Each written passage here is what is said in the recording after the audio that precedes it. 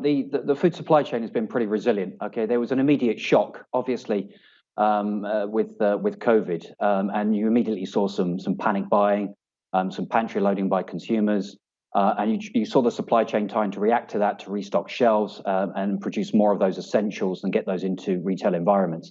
That's stabilized quite a bit now. I mean, you're still going to see a few shortages here and there of certain products, but that's all about the issues around mobility.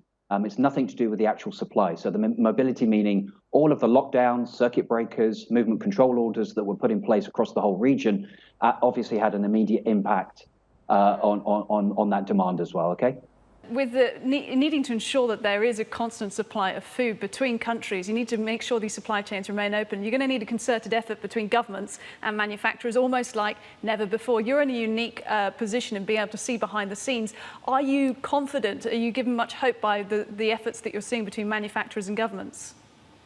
Yeah, so look, firstly, the food supply chain has been extremely resilient. If you think about it, the demand side it was basically suspended. So you think about hotels, you think about tourism, you think about restaurants and bars and all those places in which many countries they were locked down.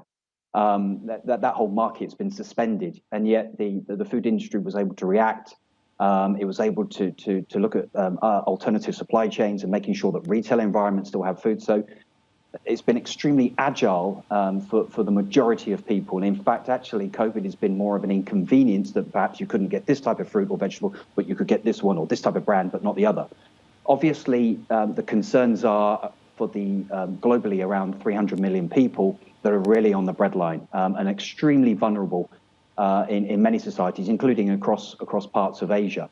And so a concerted effort has to be made between governments and NGOs, but also even the food industry about what we could do about supplying food to those most vulnerable communities. Because so far, between governments and industries, they've really stepped up and really supplied food.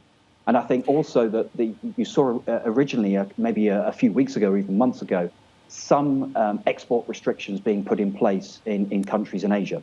And over the last few days, you've seen Cambodia and Vietnam saying that they're going to open up again to start exporting rice, which is an extremely encouraging sign.